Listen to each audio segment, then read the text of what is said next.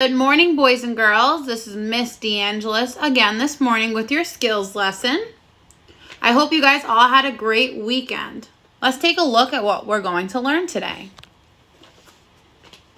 Today we're going to be reviewing and spelling words using the letter G and spelling GG. We will segment 2-syllable words with up to 7 phonemes. Remember, the word phonemes means sounds. We will distinguish between statements and questions and use the appropriate punctuation mark. Lastly, we will reread the story The Coin Shop and answer comprehension questions. Let's get started. This is the word rainbow. How many syllables are in the word rainbow? Remember to use your clapping strategy or your chin dip strategy. Rainbow. If you said 2, you were correct. Now, let's touch our fingers to our thumb. Get your fingers warmed up. We are going to sound out the word rainbow together. Here we go. A, B, O. There are 5 sounds in the word rainbow. Let's practice some more. On the left side, we will be counting how many syllables we see by clapping. On the right side, we will be counting the number of sounds in the word by touching our fingers to our thumb. Let's go.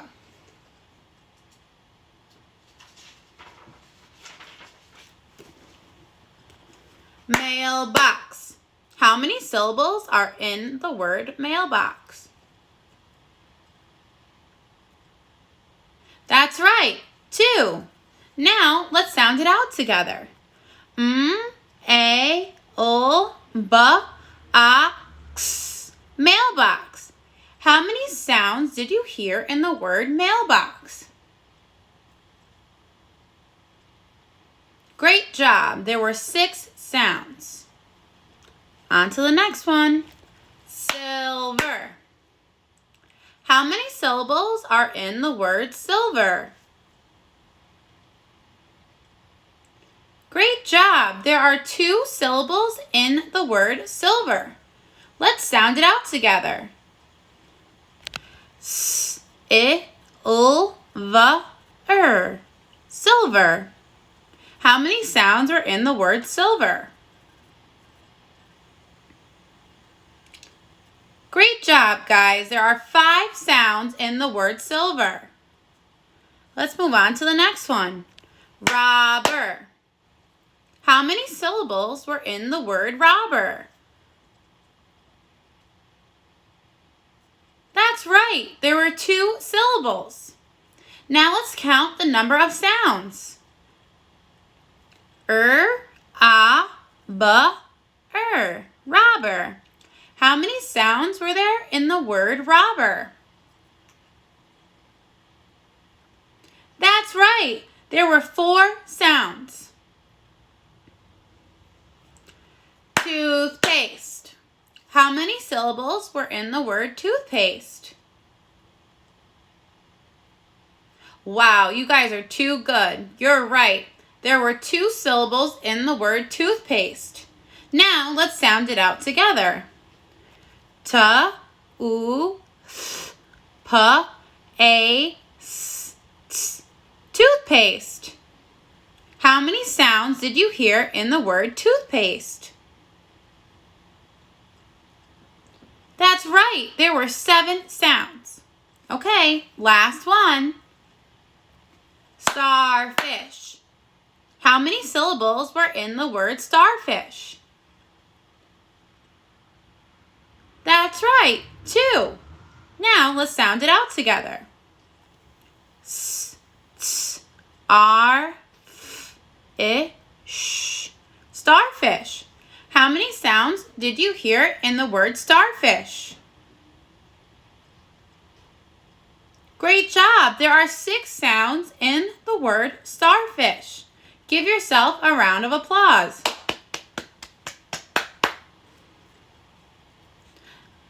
Now let's review the letter G, its spelling and the sounds it makes. What letter is this?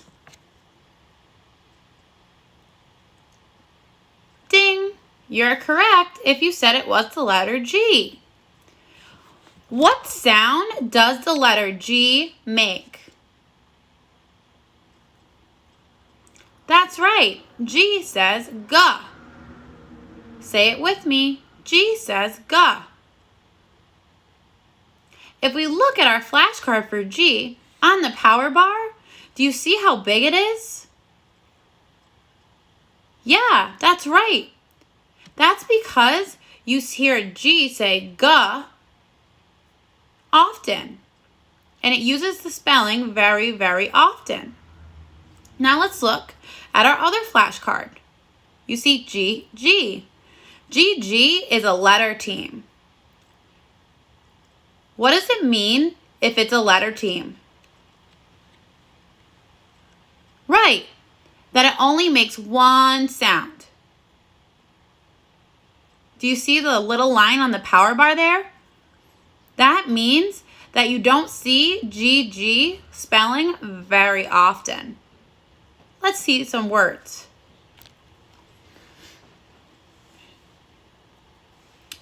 You see G, G. We hear gift, G.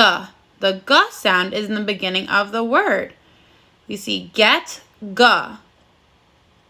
The G sound is in the beginning of the word. And we see the word big. The G sound is at the end of the word. Now let's look at GG. And this also only says, remember, one sound because it's a letter team. We see the word egg. G. We only hear the G sound once, and it's at the end of the word. The next word we see is digging.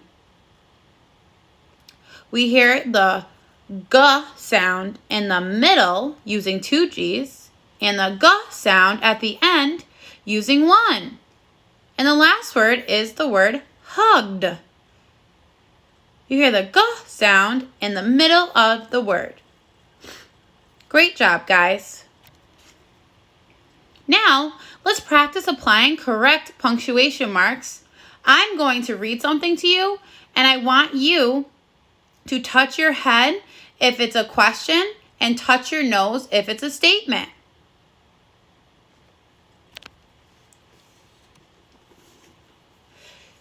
Did you like the story we read yesterday? Ding, ding, ding. If you're touching your head, you're correct. It's a question. What kind of punctuation mark do we need to use? You got it, a question mark. It is windy outside today. Touch your head for a question, touch your nose for a statement. Ding, ding, ding. If you're touching your nose, you're correct. It's a statement. What kind of punctuation mark do we use for statements? That's right, a period. Did you have fun at the parade yesterday? If it's a question, touch your head. If it's a statement, touch your nose. Ding, ding, ding. If you're touching your head, you're correct. It's a question. What kind of punctuation mark do we use? That's right, a question mark. Our new books are fun to read. If it's a statement, touch your nose. If it's a question, touch your head. Ding, ding, ding. If you are touching your nose, you are correct. It's a statement. What kind of punctuation mark do we use? That's right, a period. Now, what we are going to do is we are going to edit some sentences.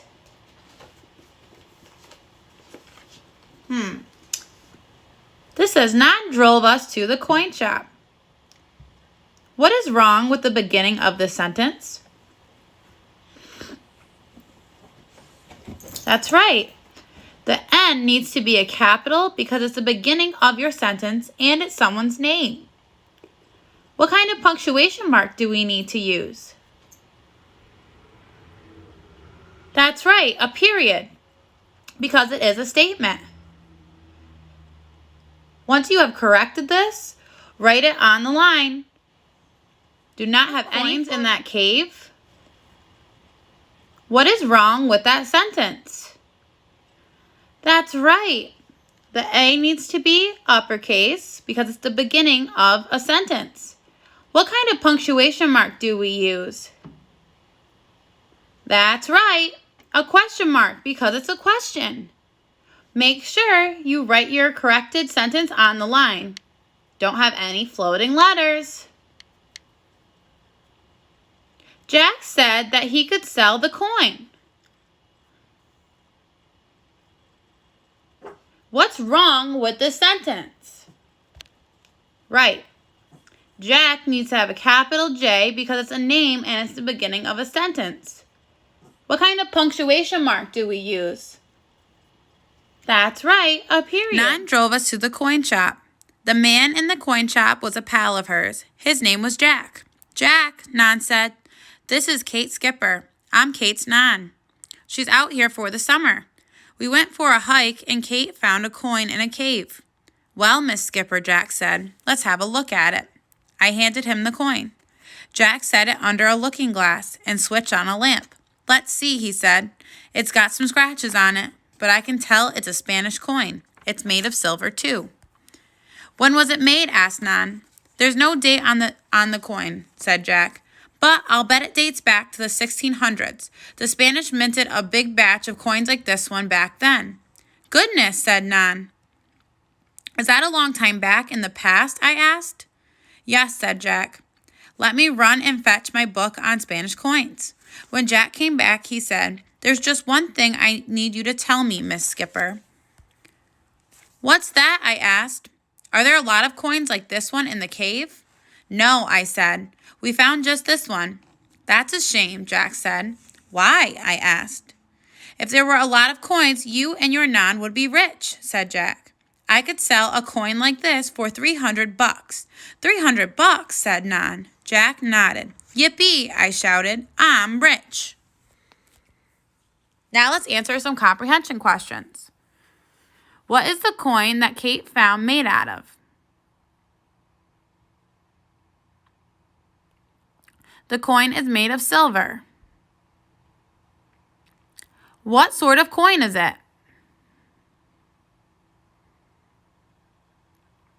It is a Spanish coin. Jack said the coin was minted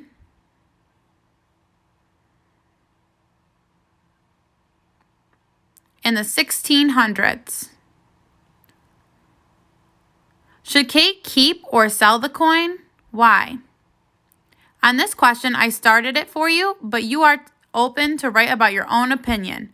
You can write Kate should keep the coin because, or Kate should not keep the coin because. Great job, guys. This completes today's skills lesson. Make sure your parents send pictures of the work to your teacher. I'll talk to you guys tomorrow.